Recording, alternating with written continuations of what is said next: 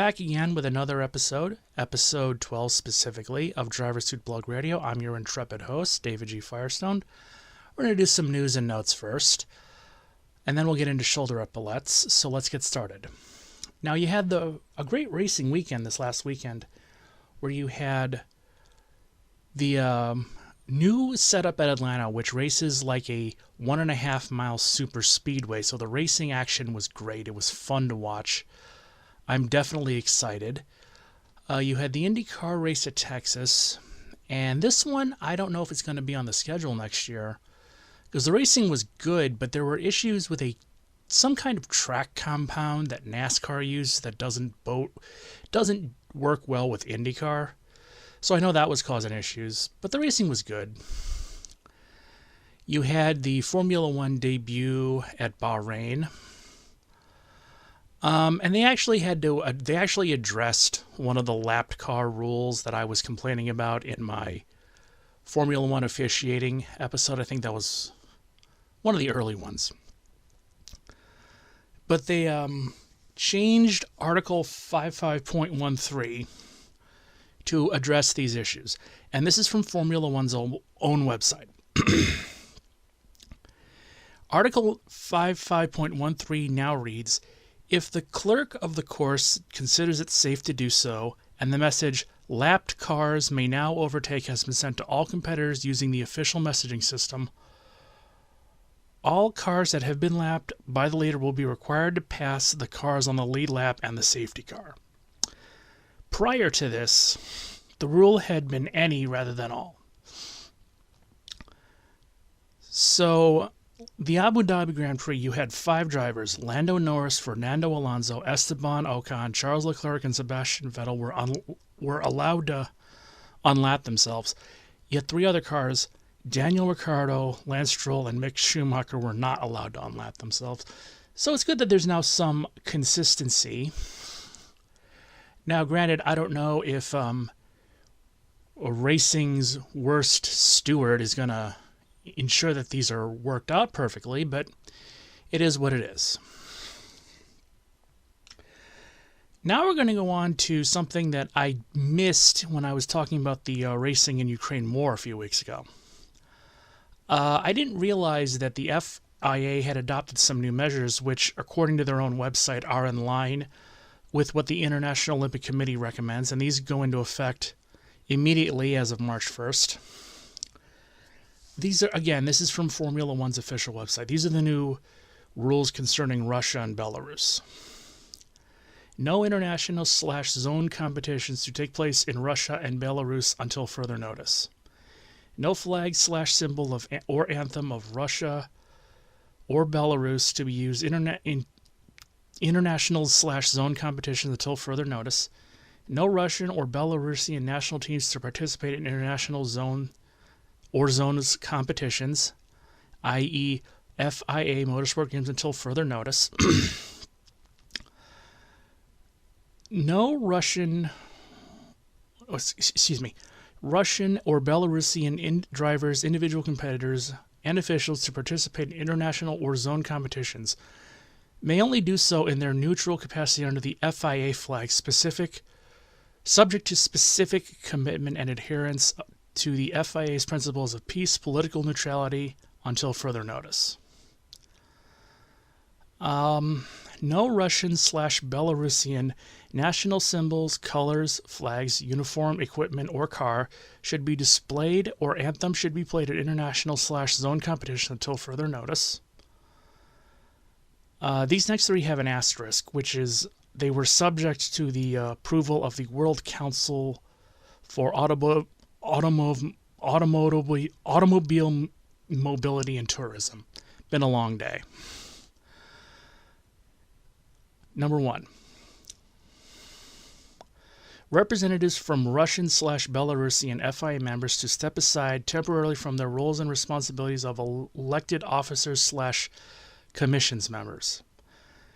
No FIA grant to be awarded to the Russian/Belarusian FIA members until further notice.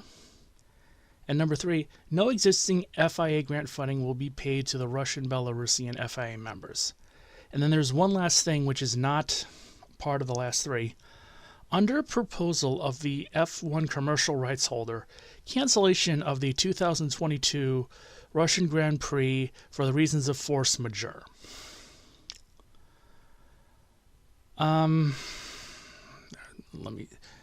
There was one thing I really wanted to comment on. Oh yeah. I wanted to talk about the FIA's principles of peace and political neutrality. So, apparently the FIA wants to be quote-unquote politically neutral. So what they're basically saying is, if you're a member of the if you're FIA, we want you to be politically. That's never going to happen. Never going to happen.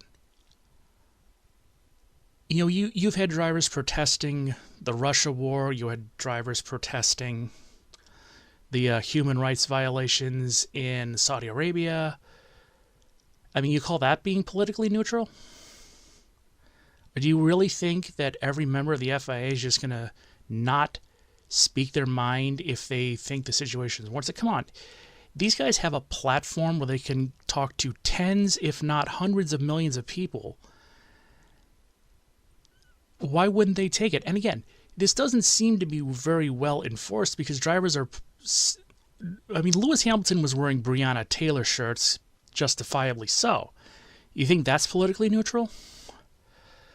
It's funny how politically neutral, that would only seem to be imposed when Formula One says it needs to be, which is sort of the... it's selective at best. But then again, this is a racing series where the Steve Muscati of auto racing is the chief steward, so it is what it is. Okay, from here on out, I'm going to avoid talking about anything related to the war or anything related to politics unless it specifically involves racing. We're going to take a quick break. I'm going to get something to drink. And then we're going to discuss shoulder epaulets. So let's get to that.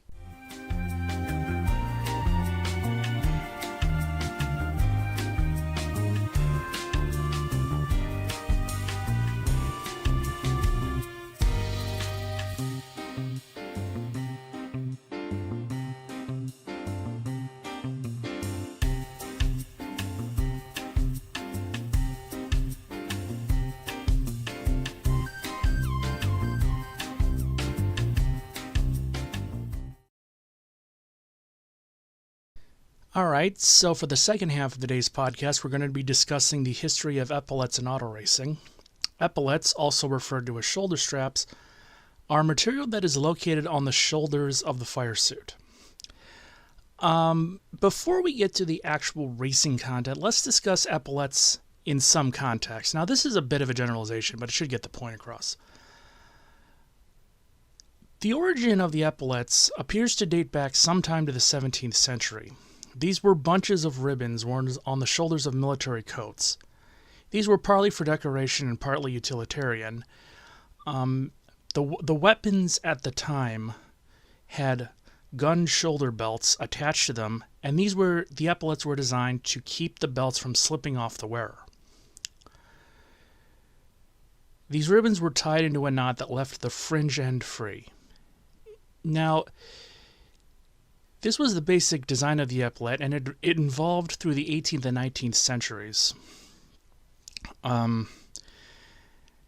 Depending on what country you're fighting for or what rank you were. And they were traditional in many ways in combat uniforms at least, until the 1900s. And a huge part of the reason why they stopped was the advent of snipers, especially by Germany in World War I. Snipers would be able to use epaulets as a way to lock onto a target from far away. By about the mid-1900s, I think 1920s, 30s, epaulets had been mostly relegated to dress in formal uniforms as opposed to traditional combat uniforms. Now, what does this have to do with auto racing? Well, As the advent of one-piece fire suits sort of became the norm in the 1960s, epaulets were a huge part of their design. Now, if you look at the way that suits were designed, they're very minimalist. Now, given the plain and minimalist suit design, it might seem odd that there is a functional reason behind these, but there is. See, racing is the only sport in history, maybe or maybe not, where it is possible to be crushed and burned to death at the same time. Up until the early 1980s, rescue crews really weren't that much of a thing, and those were used could maybe be undertrained at best. Sometimes other drivers rescued incapacitated drivers. Other times it might be a pit crew. Now, how do you pull an unconscious driver out of a burning, wrecked car? You grab the epaulets and you pull the driver out of the car. Now, this might sound amazing in 2022, given how safety has evolved. But you look in 1972, it wasn't such a bold move or a bold design era. Now, there was also a bit of a revolution around the same time that the fire suits became walking billboards, because sponsors quickly figured out that these safety tools were also a prime piece of real estate for sponsor logos. Now, what you're seeing nowadays is that with the advent of safety systems and the modern era, there really isn't that much of a need for shoulder epaulets, and their purpose is pretty much obsolete. Some drivers do wear them, some do not. Now, I'm going to show you some pictures of some versions of epaulets, and I know that there are more out there, but this is what I've been able to find so far in my own collection.